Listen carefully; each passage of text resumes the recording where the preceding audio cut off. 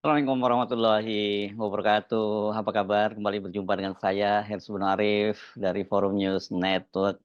Partai Demokrasi Indonesia Perjuangan atau PDIP mulai menunjukkan perlawanannya dan ini dimulai dari Sumatera Utara.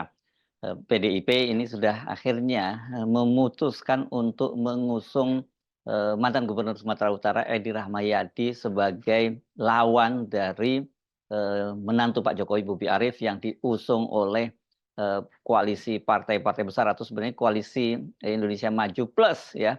Karena di Medan ini atau di Sumatera Utara ini semua partai koalisi Indonesia Maju itu mendukung Bobi Nasution dan bahkan koalisi perubahan itu semua bergabung dari Nasdem, kemudian diikuti oleh PKB dan yang paling belakangan adalah PKS.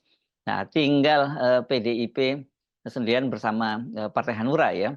Tetapi di Sumatera Utara ini PDIP itu diuntungkan karena dia memiliki kursi yang cukup untuk mengusung sendirian calon gubernur ya dan calon wakil gubernur karena di Sumatera Utara ini PDIP itu memperoleh 21 kursi. Sementara syarat untuk mengusung calon gubernur dan calon wakil gubernur adalah partai politik dan gabungan partai politik yang memiliki kursi minimal 20 ya. Ini jadi di Sumatera Utara masih bisa melakukan manuver semacam itu.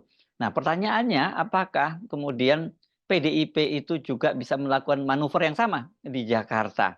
Ini saya kira sebenarnya justru medan pertempuran PDIP sesungguhnya itu adalah di Jakarta karena ini adalah kesempatan buat PDIP untuk membalas dendam gitu terhadap Presiden Jokowi atas kekalahan PDIP pada Pilpres lalu dan juga keberhasilan dari Pak Jokowi itu untuk menurunkan suara PDIP karena di parlemen kan jumlah kursi PDIP itu turun cukup signifikan dari semula 128 kursi, sekarang ini tinggal 110 kursi. Kendati tetap jadi pemenang pemilu kan suara atau jumlah kursi PDIP itu turun cukup drastis. Demikian juga di Jakarta ya. Di Jakarta itu sekarang PDIP yang tadinya jadi partai pemenang pemilu itu turun menjadi peringkat kedua di bawah PKS karena PKS sekarang memiliki 18 kursi sementara PDIP hanya 15 kursi. Nah, tetapi perkembangan terbaru ini tampaknya juga menunjukkan bahwa PDIP itu akan dikeroyok oleh Koalisi Indonesia Maju plus juga dengan Koalisi Perubahan. Ini benar-benar ironi kan.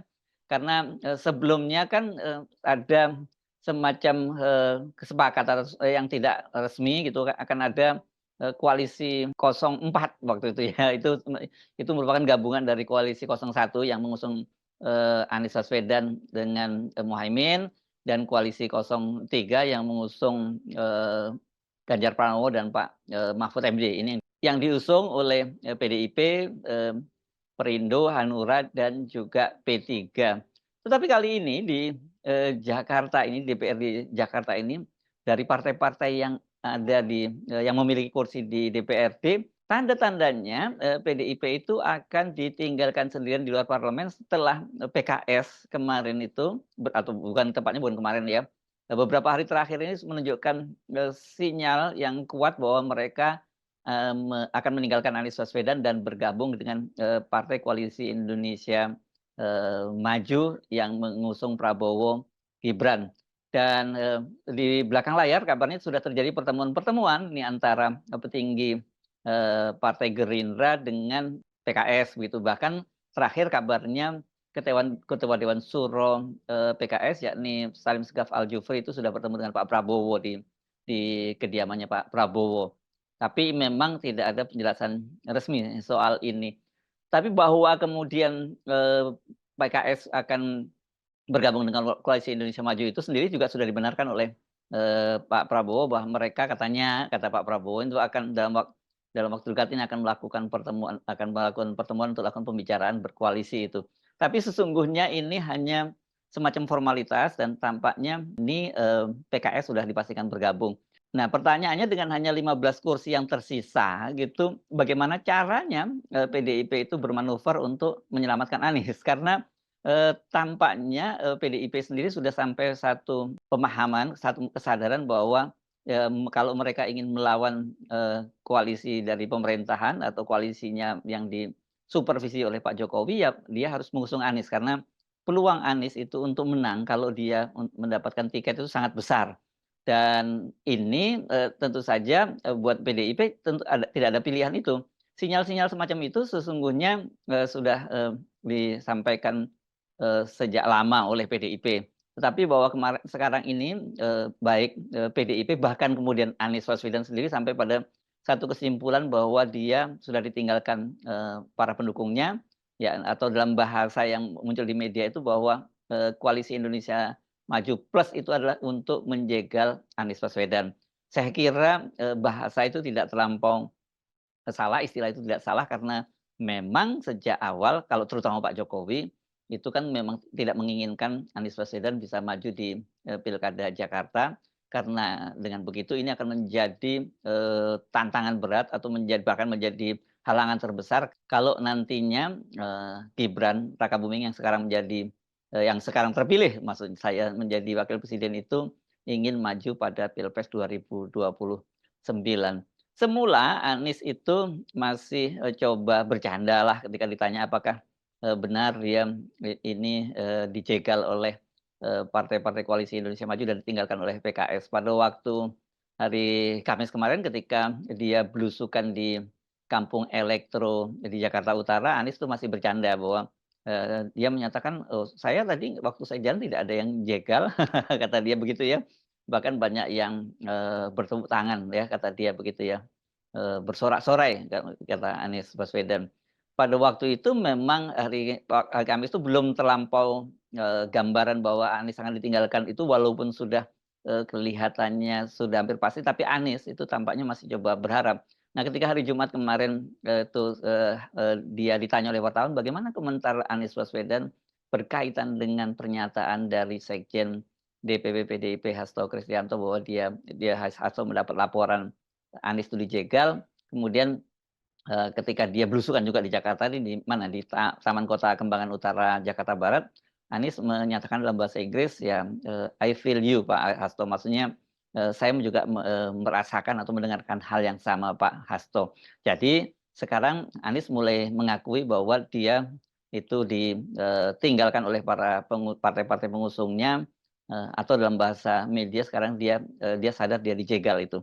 Nah, ini soal, bahwa, PDIP itu, sekarang sedang bermanuver, untuk mengusung Anies Baswedan dan dengan begitu artinya itu menyelamatkan Anies Baswedan, ini kan, seperti, sudah, mulai tanda tanya sudah cukup lama. Tapi kemarin ketika ditanya oleh wartawan, Hasto juga, menyatakan bagaimana, peluangnya apakah PDIP akan mendukung Anies Baswedan atau mendukung Ridwan Kamil.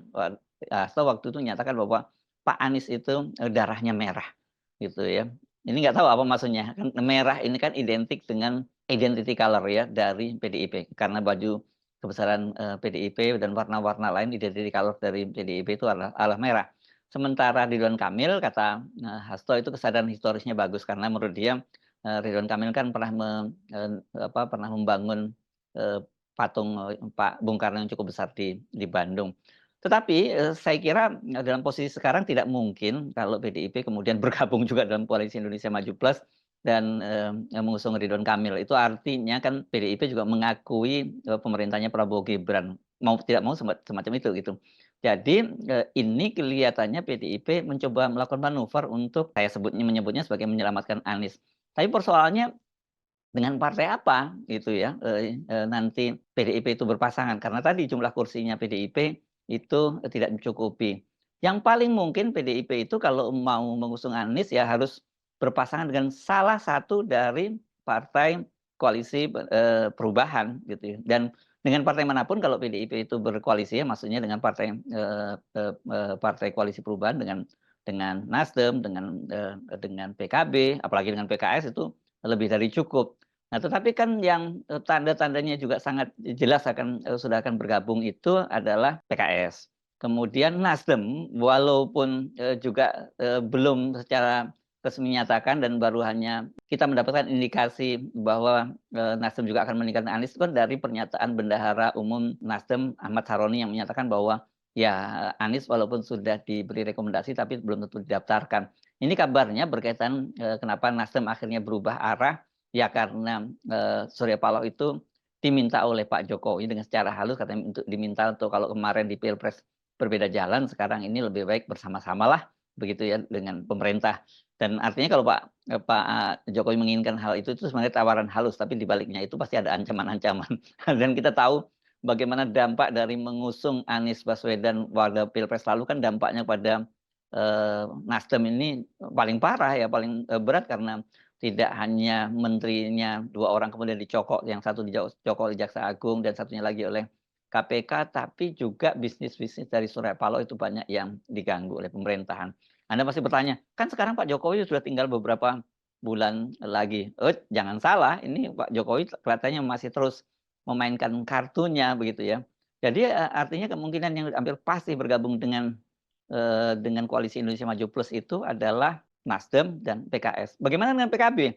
Toh, ketua, umumnya Muhaimin Iskandar itu kemarin itu juga sudah bertemu dengan Pak, Prabowo di kediamannya juga di kediaman resmi sebagai Menteri Pertahanan di kawasan, Komplek Menteri Widya Chandra di Jakarta Selatan.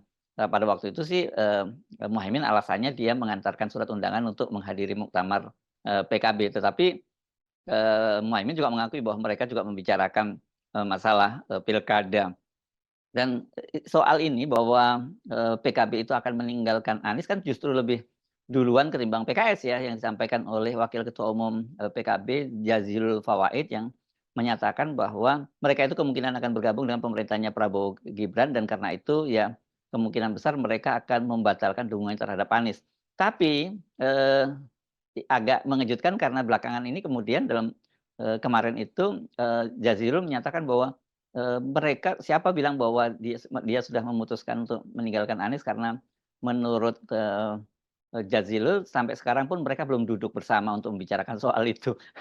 Ini, kita tidak tahu apa yang terjadi, kenapa muncul ucapan semacam itu. Tetapi sesungguhnya kalau kita melihat, konstelasi politik saat ini di mana, PKB ini juga sedang digoyang oleh PBNU, maka sesungguhnya pilihan yang terbaik bagi, PKB itu kalau mau aman posisi Muhaimin gitu tidak digusur oleh PBNU ya mereka masuk dalam pemerintahan. Jadi kalkulasinya sesungguhnya PKB juga dipastikan akan masuk pemerintahan. Itu kalau kita lihat sinyal-sinyalnya.